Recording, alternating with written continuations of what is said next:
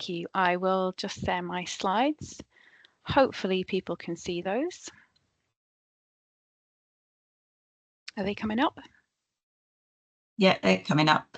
Excellent, thank you. So thank you for that introduction. I'm just looking at some of the names that have come through. I can see quite a few people that I know, which is great.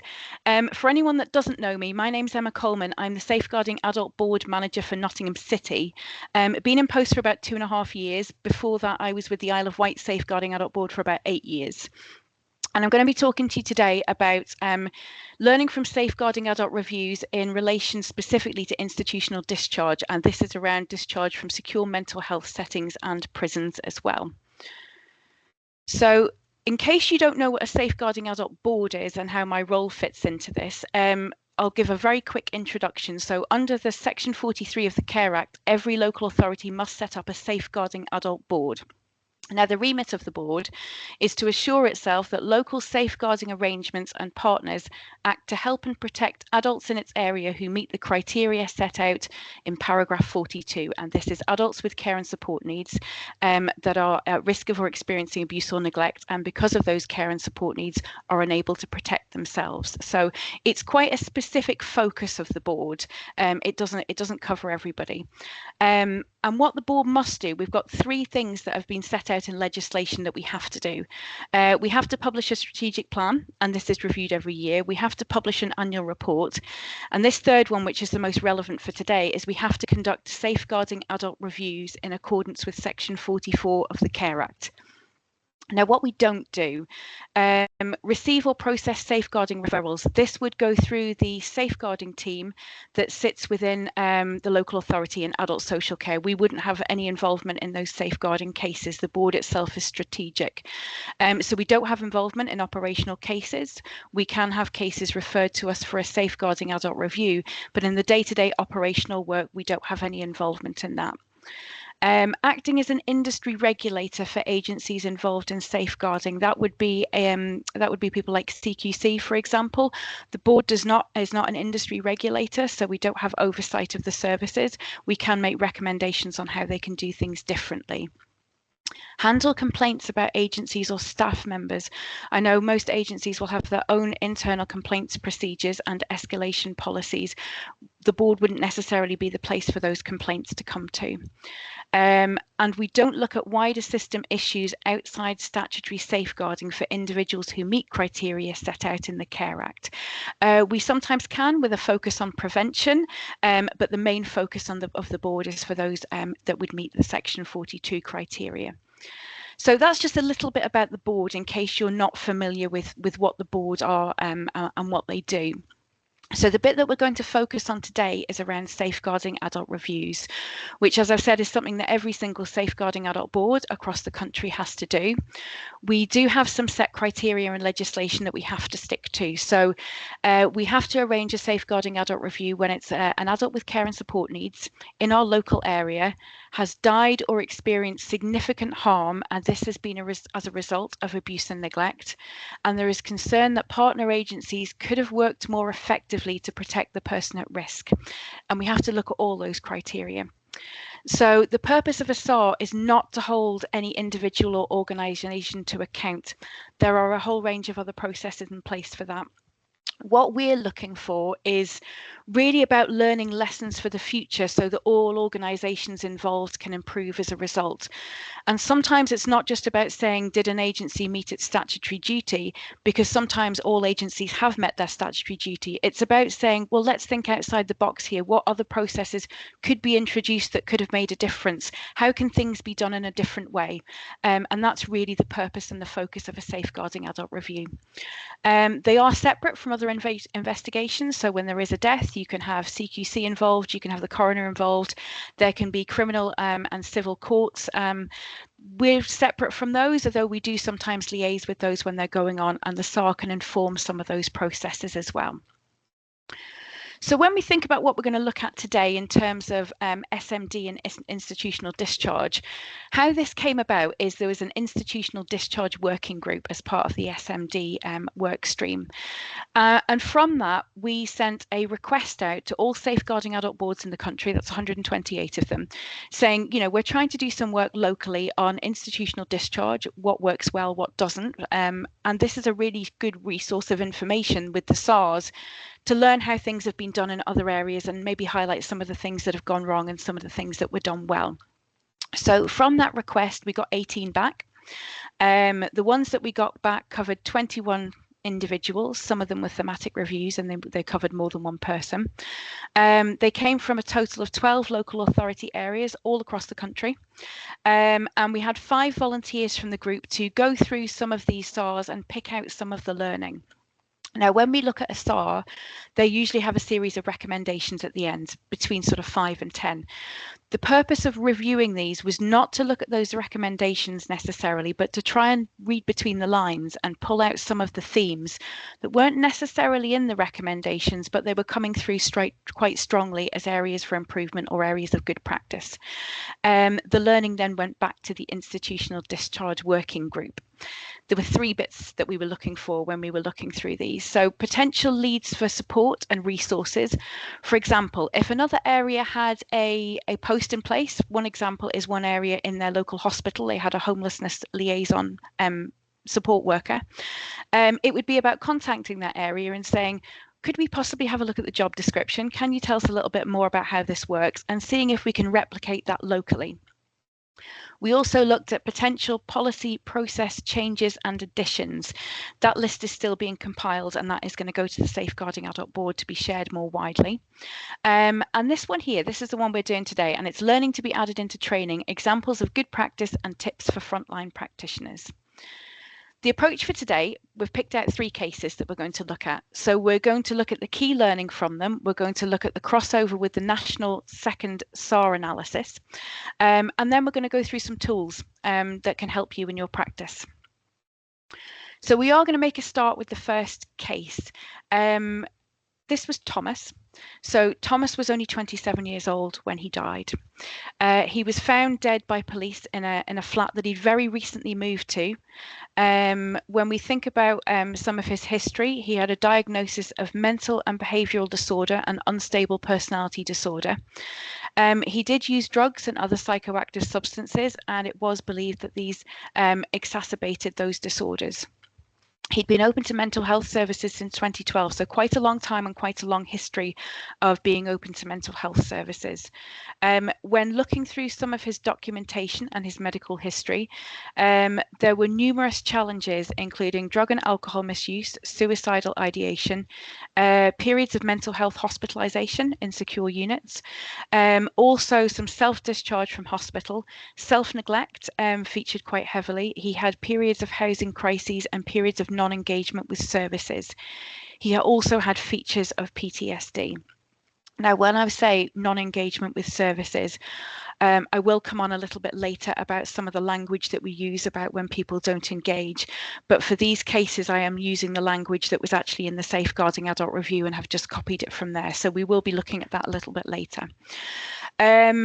So Thomas had been a victim of violence as well, but he also had offences for assault, burglary, public order offences, shoplifting, vehicle crime, and these were all dating back to 2011. And when he was 19, he had actually been in prison for 2 years as well. Thinking about his earlier life as well, what came through in the SAR was that he had experienced quite a difficult early life. He was taken into care when he was 5. His biological father had been imprisoned for murder, and from the age of 7, he had been physically abused at home. And when he died, the inquest had recorded his cause of death to be multiple drug toxicity. That's a little bit of a background about who Thomas was and some of the information that was shared in the SAR. We're going to move on to some key areas of learning from that SAR, and these are the things that came through. There's some general ones and there's some quite specific ones as well. One of the key ones that came through was he was not assessed as priority need when he was attempting to arrange accommodation for his discharge from psychiatric hospital. However, The application made didn't have key information, and this because adult social care had not been involved in the discharge planning.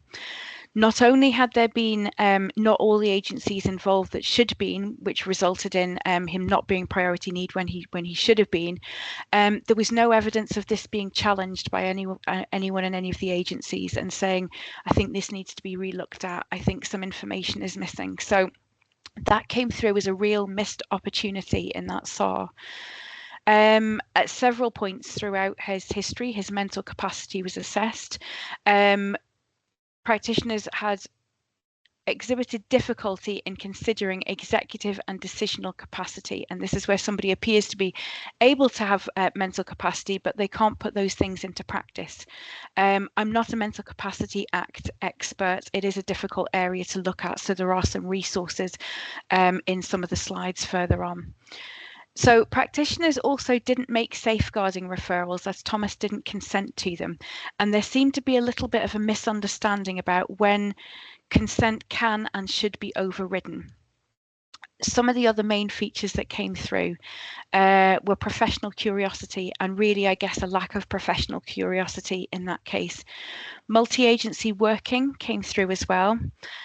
Mental capacity, understanding and assessing mental capacity, and also that information sharing and consent as well. I'm just going to pause for a minute and see if from that information, are there any other key themes that anybody pulled out? I'm not sure if I can see the chat, but I will have a little look and see if there's anything that people had put. In terms of when we were working with him, what other things came through as a theme that could have been considered? And this might be the moment where everybody goes a little bit shy and doesn't want to join in, and that's fine. I will just give it a minute. So we've got the main ones of professional curiosity, mental capacity, agencies working together.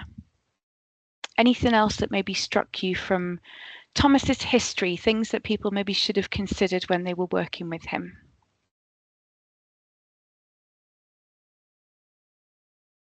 Trauma-informed approach, excellent. That's exactly what I was looking for. So yes, that's one of the main ones. He did have quite a traumatic history. He was also showing signs of PTSD. And it didn't come through that was considered in any of his assessments or any of the work that people were doing with him. Anything else that people have picked out? There was really sort of two main ones on top of those that I'd picked out. Trauma-informed practice was the first. No, that's fine. The second one was escalation and challenge. That there may have been other diagnoses that had not been considered exactly. Neurodivergence, exactly. Yeah, one of those key themes as well. And it's about understanding the person that you're working with and allowing them to get the right support that they need in terms of diagnosis and signposting if you think they may need it. So escalation and challenge was another one that came through. And I know this is an area that people find difficult, especially when people from maybe the third sector may be working with statutory organisations. It can be quite difficult to say, I'm not sure I agree with that decision. I think this should be done again. I'm going to question that. It can be quite hard to do, but it is quite an important thing. It could have made potentially quite a big difference in this case if agencies and people working with Thomas had said, I don't feel comfortable with that decision. I think it hasn't been made on the correct basis. So escalation and challenge was something that came through from that one as well. So just a couple of questions, really. I guess the first one is a show of hands.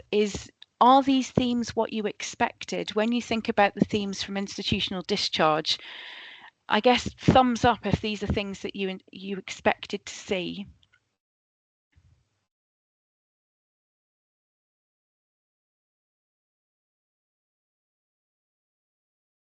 So we have quite a few thumbs up. None of the themes here are particularly new themes or anything unexpected. Are they new to you, or do they kind of reinforce what you already knew? Feel free to put your answer in the chat. They're not particularly new to me, but that's because I've been working with SARs for around 10 years now, and we do see the same things coming up time and time again. there is a third question there. Why are they so difficult to overcome? And this will be, unfortunately, reinforce what you already knew, which was what I was expecting people to say as well. We do have a third question about why these things are so difficult to overcome. If the same things keep coming up time and time again in these reviews and in practice, why are they so difficult to change? What are the barriers? Feel free to put these in the chat. The chat is open for the whole time. You don't have to answer this now. What we've also got is, I understand that you may have barriers that you don't want to raise in this forum. They may be because they are something in your own agency or people you work with. That's fine. I understand that. What we've set up is we have set up a Microsoft Forms, which is anonymous. And I believe the link to that is in the chat, or is about to be put in the chat. And we'll leave that open for a couple of weeks. And this is really an opportunity for you to say, I see these things in practice, but this is what's stopping me make a change. And this will be fed back to the Safeguarding Adult Board, and it is an opportunity to potentially make a change in this area. Fixed service threshold, absolutely, yes. Hierarchy of professionals, skill of workers, skill of workers, having confidence in these things and having the support, I think, from managers and from leadership as well to be able to put learning into practice. So we'll keep these questions going through each of the three cases, and feel free to put them through the chat even if we've moved on, because they will all be looked at afterwards, and I will be compiling a lot of these and taking them back to the board so that we're not just sharing information with you today, we are actually going to be able to do something about it, hopefully too. So a couple of resources to help with these. Now, professional curiosity and trauma-informed practice came up as two of the main themes there. But there are some tools that can potentially help in this practice as well. And I'm going to see if I can go through some of these. So the first one is about professional curiosity. Now, we have a national SAB managers network, and we try and work together on looking at some resources and tools for professionals. And this one was around professional curiosity, and the link is on the slides, and the link is also on our website, and I'll give you the link to our website at the end. And this resource on professional curiosity is split into different parts. So it's really for everyone to be able to access. So there are some organizational ones, and this is for really people in leadership roles and director roles to be looking at and saying, does my agency or does my organization have a culture of openness? Do we encourage that in staff? Do we have the right policies and procedures in place? When we looked at missed appointments, is it, 3 strikes and you're out? Or are we looking at the questions about why they're not coming to those appointments, why they're cancelling? Do we have the right learning and development in our agency? Do we have the right supervision and support structure as well? There are ones for managers, and it's the same 4 themes coming through. How can I proactively as a manager promote a positive culture and talk about learning and let my team know that they can share issues and concerns, and we get to support each other as well? And there are also ones for practitioners as well. How can I contribute to the culture of organisation by being open and transparent with everybody? It's my responsibility to read and keep updated on policies and procedures. Do I have the right reflective supervision, or do I have an opportunity to discuss things that don't sit right with me? And have I got the time and connections to actually be professionally curious? It moves on to effective engagement, and non-engagement comes up later on as well, but there's some really good bits I want to go through with you here as well. And these are just really some top tips that can help you in those really difficult conversations with people. Asking a person to tell you a story about themselves or their past. What are they proud of? Is there anything that still worries them? It's about getting to know the person wider than that presenting issue that they're seeing you for. Ask them what helps them when things get difficult. What support network do they have? What tools do they have when it comes to their resilience?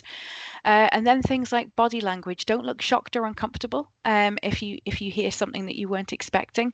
Try and be open and positive, and be mindful of your facial expression as well.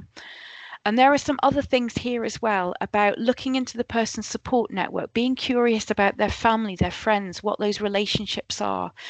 Offer an understanding statement. For example, I understand that the problem with your neighbours is really affecting you.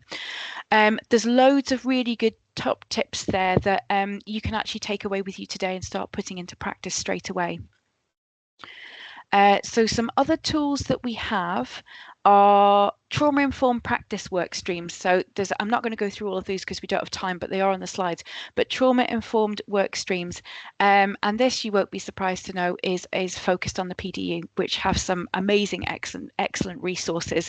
And we signpost people to the PDU quite a lot, and we do have it on our website as well. They have a whole range of information about trauma-informed approaches. There are national and local resources, and there are reports about how to put it into practice. There are reports about how to support people and rapid evidence assessments. There's a huge amount of information there, and I cannot recommend it enough. So there we have some resources that can help you in your practice, and hopefully things you can take away and start using today. So I'm going to move on to Howard, and this was the second case, and this was quite a different individual from Thomas, quite different situation. So he was 53 years old. He was found dead by a member of the public in a bus shelter, and that bus shelter, he was homeless. That actually where he had been living, I guess, was in that bus shelter.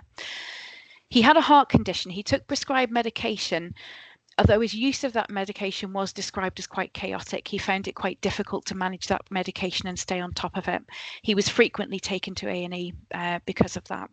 He had a very long history of alcohol use starting in his teens. His drinking increased heavily following the death of his mother. He neglected his business after that, and he was subsequently jailed for fraud.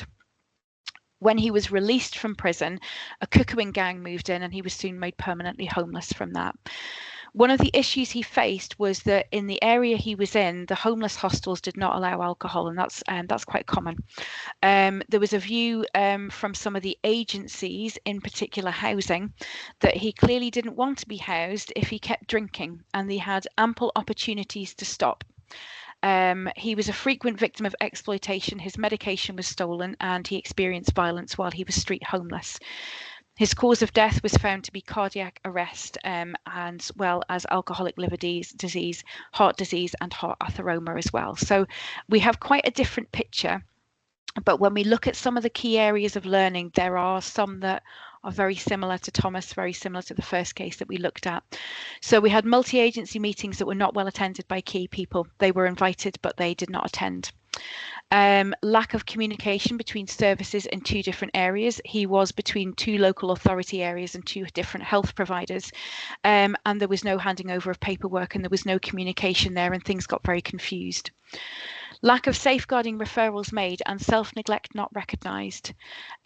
Each encounter with services was sealed in isolation, so there was no opportunity to build up a picture of some of the challenges that he was facing. Perception that alcohol was a lifestyle choice. I have seen this in a huge amount of safeguarding adult reviews in the last 10 years. And I personally think that's never acceptable to see in somebody's notes, and to have that approach. Lack of understanding about other services, pathways and thresholds, and this can tie into some of that lack of multi-agency working. There were sometimes assumptions made that, oh, that agency is dealing with this because that's what they do, and once I've made this referral, that's them now dealing with it. I don't need to do anything else. But those agencies, it wasn't their remit to do the rest of the work. So there was a bit of a misunderstanding about whose remit it was to do what other agencies can and should be doing, which led to assumptions that things were being done when they really weren't. Again, we have mental capacity coming up as an issue. Lack of feedback from adult social care. It would be good to hear in the chat if that's something that other people have experienced locally. When a referral is made to safeguarding, do you feel like you get feedback?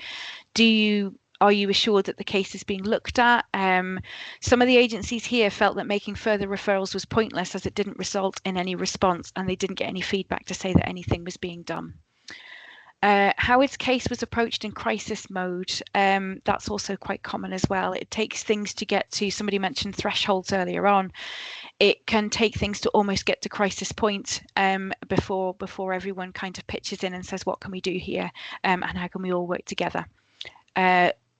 Housing did not class Howard as priority need or vulnerable, but they didn't have the full range of information.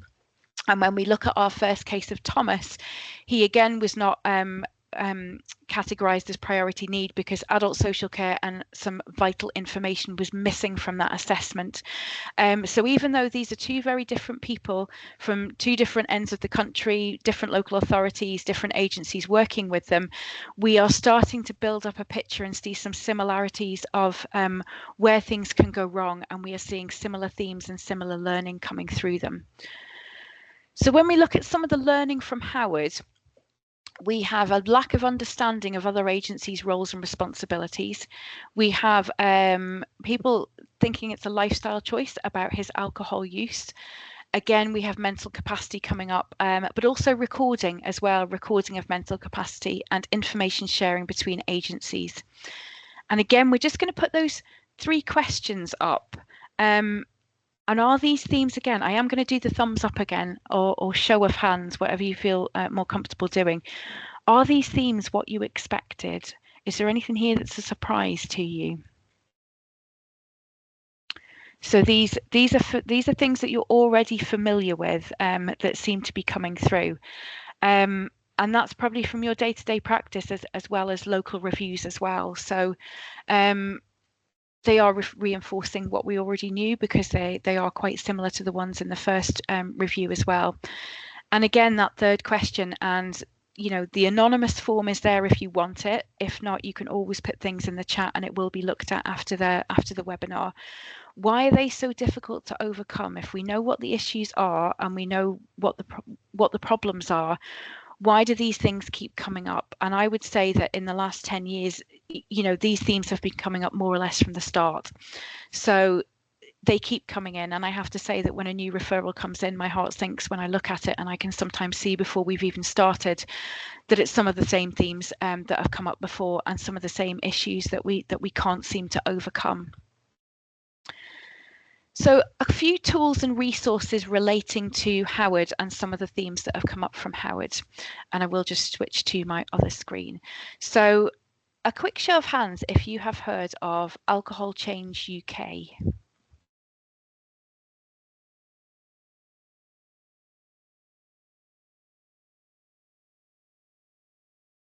A couple, but maybe not so many. Okay, so I'll introduce you to Alcohol Change UK. They are a national charity. And they do some excellent work. I'll just go to the top of the page so you can see it, and the link is in the slides. So Alcohol Change UK are a charity that provide help and support for people, but also do an awful lot of work with practitioners and agencies as well. They are actually authoring a safeguarding adult review for us in the city at the minute with one of the themes of alcohol use, and they have a huge amount of resources here. If you are with an organisation or an agency that might have some budget for training, they do offer some excellent training. It does come at a cost. But if you're not in a position to be able to do that, they do have some great articles and professional resources there.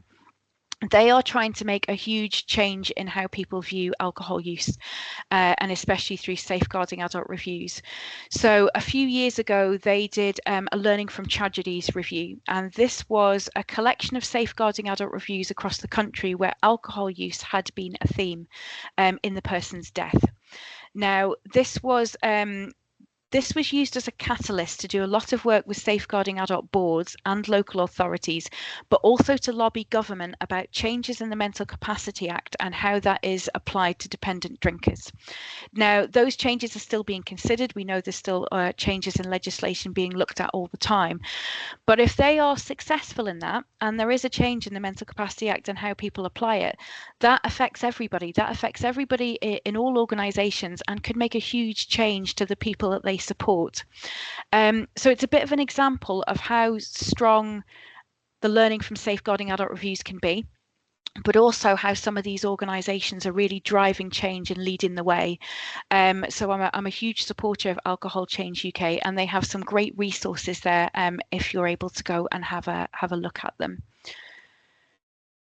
So the other ones there are some about using the Mental Capacity Act and one in relation to alcohol-related brain damage.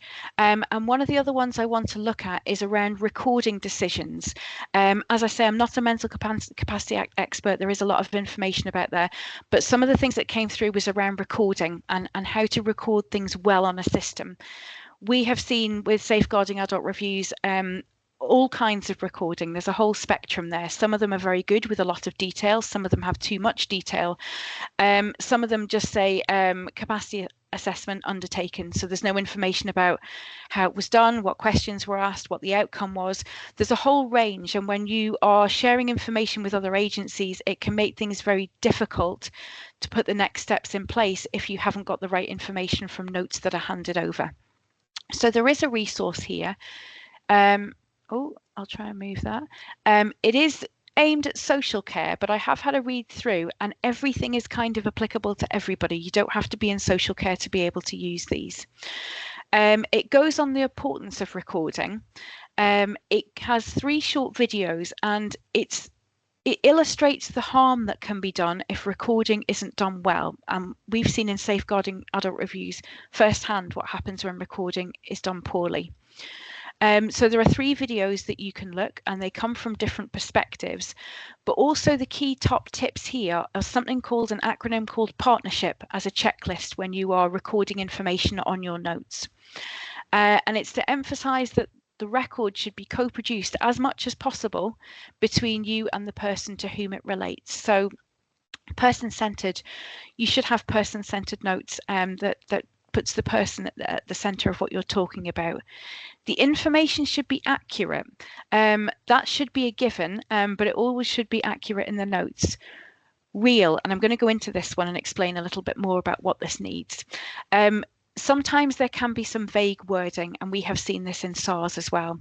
When aspects of particularly when people find it something that's difficult, for example, inappropriate sexual behavior, and it's finding that middle ground between having something that is respectful for the person, but informs as well. For an example is using she had issues with personal hygiene instead of she smells revolting. There's quite a big difference in the language that's used and how that's recorded. So a more explicit example would be, due to her advancing dementia, Rowena often forgets to have a bath, resulting in an increasingly unpleasant personal odour that I think is having a negative effect on her relationship with her neighbours. It might take longer to record, but it identifies precisely what the issue is. It's respectful to the individual, and that will not just help other agencies in their immediate response when that information is handed over, but also when you think about learning from safeguarding adult reviews and inquests and things like that. It's always about making sure the information is accurate and real. Timely, it should be done in a timely fashion.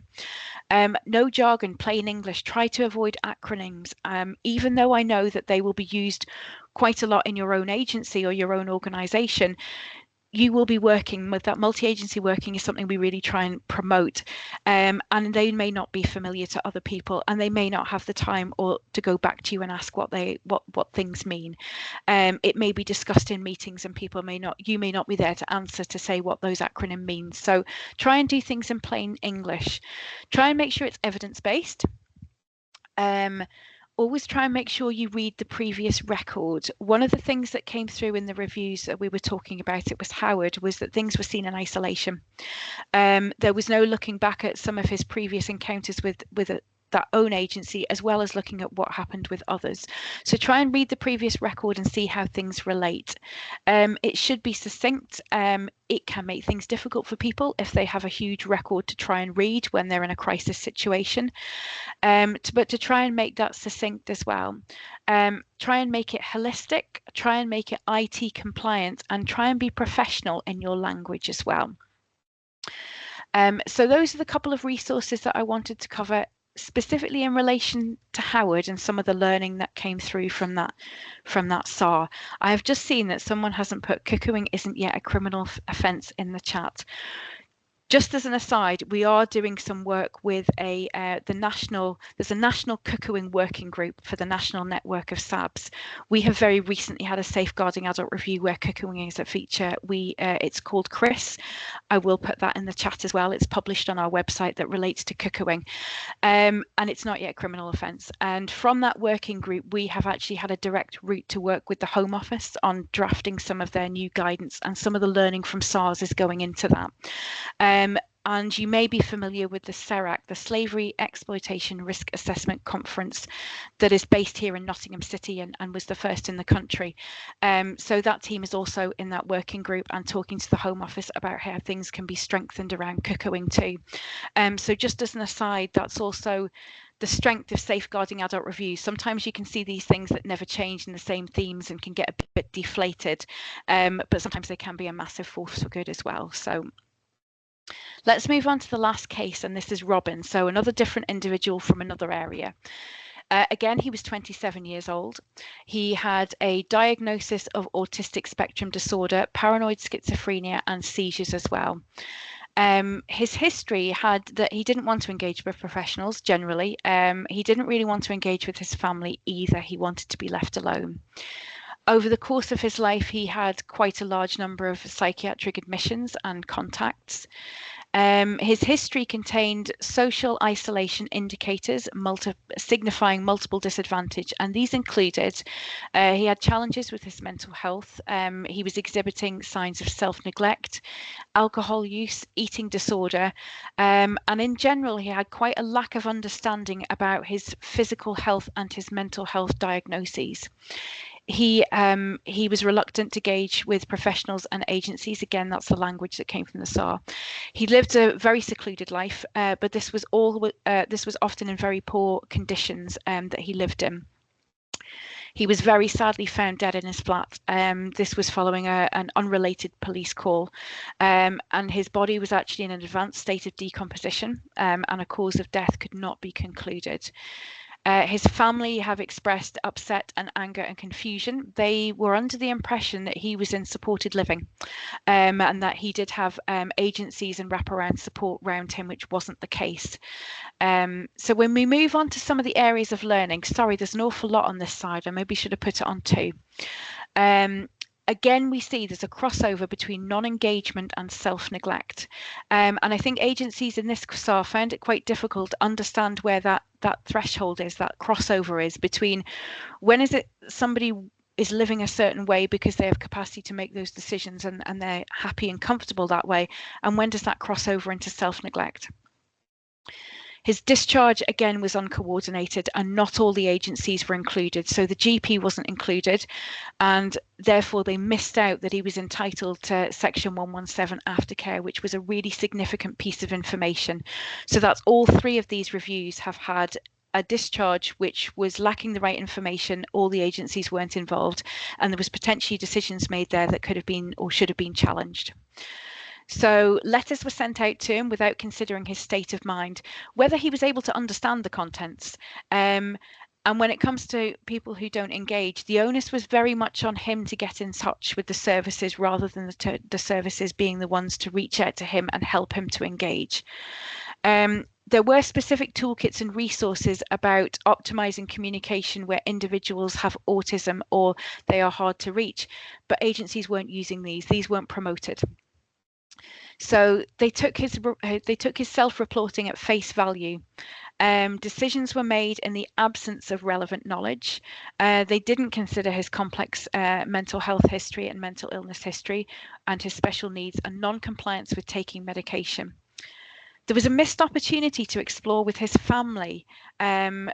They would have known for signs of relapse, and this came up in one of the earlier SARs earlier on, is that sometimes friends and family and people who are known can have that vital bit of information, and that comes in about professional curiosity as well, about talking to them. His non-engagement was viewed as he didn't want to engage with services. It wasn't viewed in terms of his mental illness, his learning difficulties, or his suspected autism. There was limited professional curiosity again, unfamiliar with self-neglect guidance. Again, mental capacity was coming up. When he couldn't be contacted, professionals had put it down to he just doesn't want to answer, he just doesn't want to engage. It wasn't considered the worst case scenario that something may have happened because he wasn't able to manage his medication and wasn't able to manage his self-care. So relevant information about his history, about autism, and that he had an EHCP in place, this wasn't shared widely. This was not communicated between different agencies, which meant in turn that his assessments were missing vital information, and decisions were made on the wrong information, really. So we have, again, the same themes that are coming through with the first two. Non-engagement, I have put that in commas there. So professional curiosity, lack of family involvement, and also that there were tools, guidance, and resources there that weren't being utilised by professionals. Again, I'm going to ask for thumbs up. I'm going to ask because it's quite difficult to manage the chat and put hands up for discussion when we've got 48 people and we do only have an hour. So again, are these things that you were expecting? Are these things that are familiar to you, the themes that are coming through in this case? Again, we're seeing lots of thumbs up and we're seeing lots of hands up as well. So I know that they're not new to you. I know that they're coming up in your everyday practice and that they reinforce what you already knew, really. And again, please feel free to be open and honest in the chat about why they are so difficult to overcome and what the barriers are, because part of this session is about helping share the learning, but it's also about feeding back to the people that need to hear it what the barriers are, why we can't overcome these, what things need to be done differently, what things need to change, not at a frontline practice level but at a leadership level. And we'd have an opportunity to feed that back and raise those. So please do feel free to put down honest opinions there. So a couple of tools and resources just from the last one as well, and these are to support non-engagement. So I'll go to these on my other screen. So, and this is from the NSPCC, which I know relates to children, but everything here is very relevant. And I thought that this was an article that put the language in a really good frame.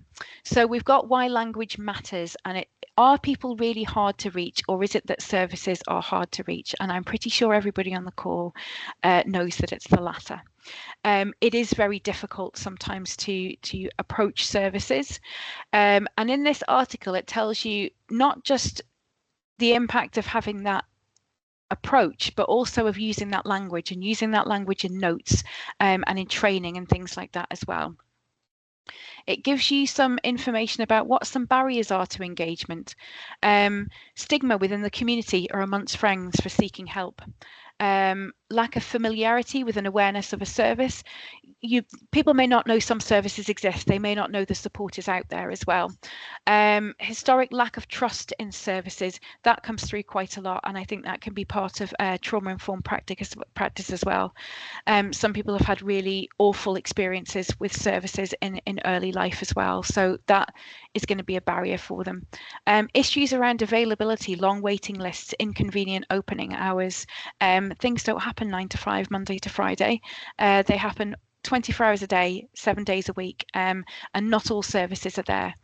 There are some tips about what you can do to reduce barriers, but when we look at something local, what we have is there is a framework that exists. And this is the Improving Agencies Engagement with Service Users framework. Some of you may be already familiar with this. Now, this was developed by the Community Safety Partnership and endorsed by the Safeguarding Adult Board. And it has some really good information there about how you can make a referral to the multidisciplinary team in framework, but also some tips about engagement, even if you're not making that referral, and how you can work with people. That is a really good resource. It's 24 pages long, so I'm not going to go through it. I would suggest that you sit with a cup of tea and go through it and just absorb all the information in there, because it's a really good piece of guidance. So we'll just move back to the slides, and the last little section that I just want to cover, because I know we've only got about 15 minutes left, is the second national SAR analysis. And I think this is just to reinforce that these themes are not unique to these reviews, and they're not unique to Nottingham either. This was a review of all the safeguarding adult reviews between 2019 and 2023. So there were 652 in total. And what came through from those, and some of the things that resonate with what we've looked at today, is that there was 60% of all safeguarding adult reviews between those years featured self-neglect. It is a huge area, and it is a huge issue. It was the highest of all the Care Act abuse and neglect categories. 82% of these reviews had poor risk assessment or poor risk management, and also poor use of safeguarding. So recognising when those referrals need to be made to adult safeguarding was a key feature. 23 of them, poor attention to living conditions. When we look at Robin, the last case, it does say there that he sometimes lived in very poor conditions, and that wasn't always picked up or noted. Poor attention to substance misuse, that was in a fifth of all SARs. Nearly half, 44%, absence of professional curiosity. Poor recognition of trauma and lack of trauma-informed practice was nearly a quarter of them. That's a huge amount of safeguarding adult reviews when we think that there's 652 of them that's coming through. Absence of attention to mental capacity, that's over half. And when it says absence of attention, that sometimes means not carrying out assessments and not recording things around mental capacity assessments as well. It wasn't all bad. There was some good practice there as well. And I think it's important that sometimes we highlight some of the good practice. Although that's not what SARs are necessarily made to do, it is always important to note that there is some excellent practice going on both locally and nationally. So some of the good practice that came up in the Safeguarding Adult Review national analysis was that actually 31% had a good approach to risk assessment and risk management, and this had a positive impact. Good use of person-centered approach in making safeguarding personal. We use the term making safeguarding personal a lot. I know to some people that can be quite a social care term, although it is a Care Act term, not a social care term. But it is person-centered approach and patient-centered care. It's all of those things. Good continuity and perseverance with the individual. That can be quite difficult when sometimes people you don't always have that opportunity to see the same practitioner every time and build up that rapport with somebody. But having that continuity and having perseverance with an individual when they find it difficult, when the service is difficult to engage with, came through in 22% of them. Trauma-informed practice did come through as good practice, but it is only 5%. So I think that's an area where there is a lot of work that we can especially do as a board with promoting that and ensuring agencies are putting that into practice, and also building any resources to complement what there is already in the PDU and locally as well. But some of the things I wanted to pull out was, and these are quotes, is that some of the personal qualities. One was compassion, kindness, care, empathy, and sensitivity were all noted, along with commitment, dedication, professionalism, skill, and diligence. Even though people are finding it quite difficult to put some things into practice, there are some really good personal qualities there. And I'm sure that there are many people in Nottingham City that have these qualities as well. The ability to see beyond the presenting problem and to find and respect the person beneath. And that really struck a chord with me when I read that. Relationship-based practice. The efforts that practitioners made to build relationships that were sometimes the key to agencies being able to maintain contact.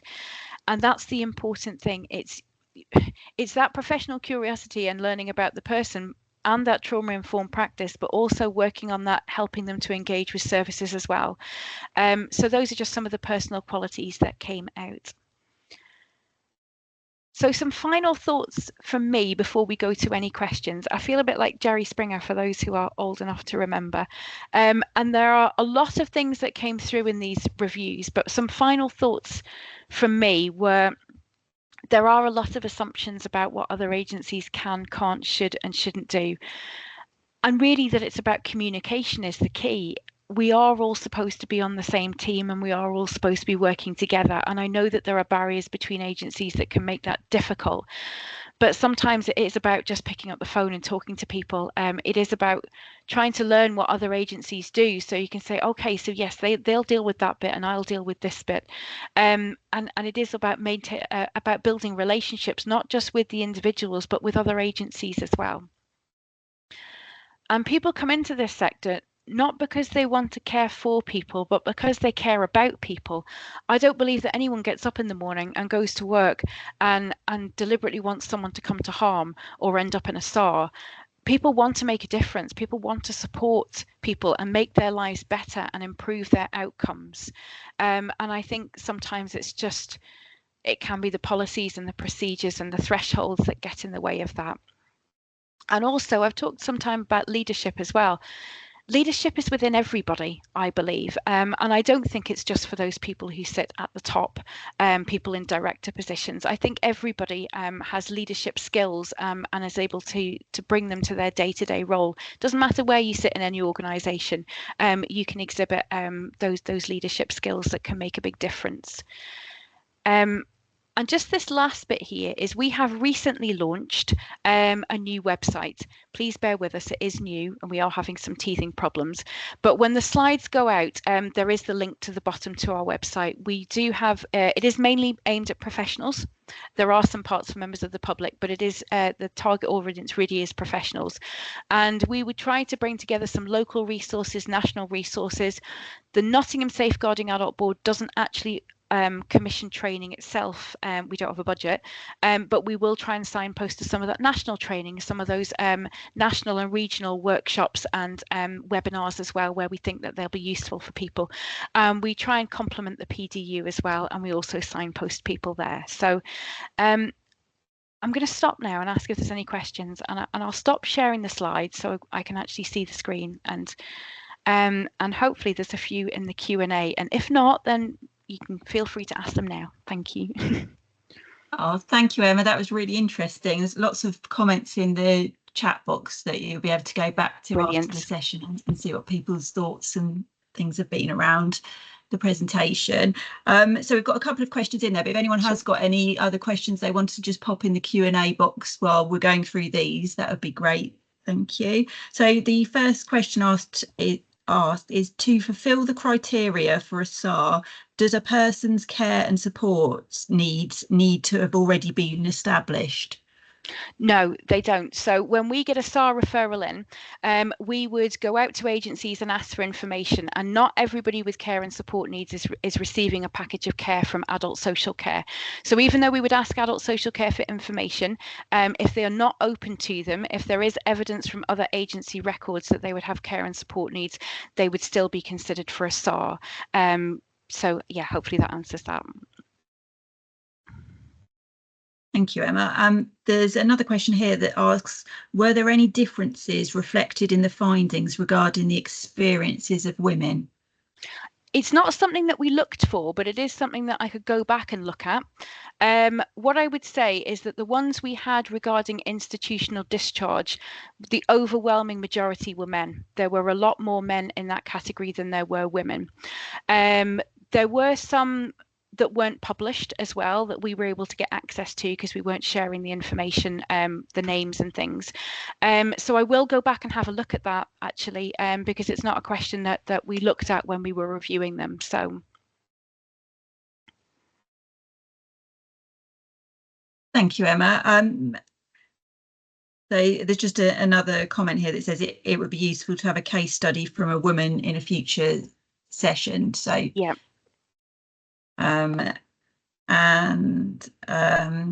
So there's another question here that says, with substance use being a common feature, is there any work being done to address challenges with adult social care declining to do care and support needs or capacity assessments, and inverted commas blaming the substance use? I'm not aware that there is. I don't actually work for adult social care. I work for the board. And I wouldn't be involved in any of the operational work around adult social care, but I can certainly take that back and ask. We do have a route to take this on the board, and obviously adult social care is one of the 3 statutory partners.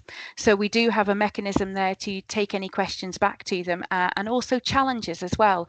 So I will take that back as a challenge, happy to take that. And if you wanted to put your name in the chat, I can feed back to you as well.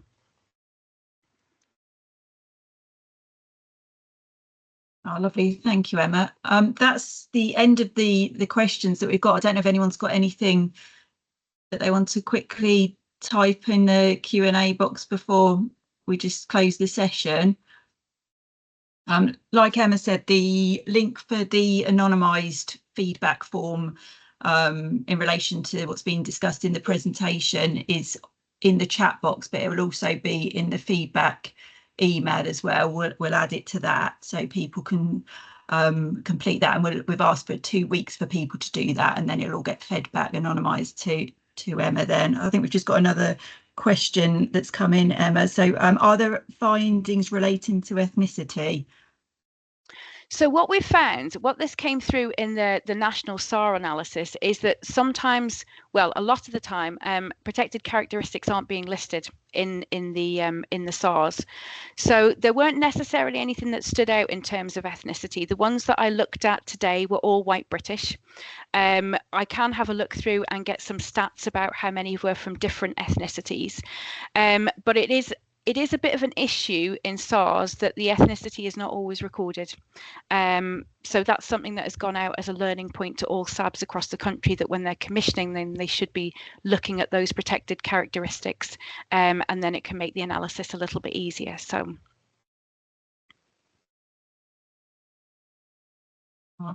Thank you. So I think that's it for the question. So we'll end the session there, if that's okay. And thank you, Emma, so much for presenting today. It's been really interesting and informative. And thank you for everyone attending, and all your comments in the chat box and your questions.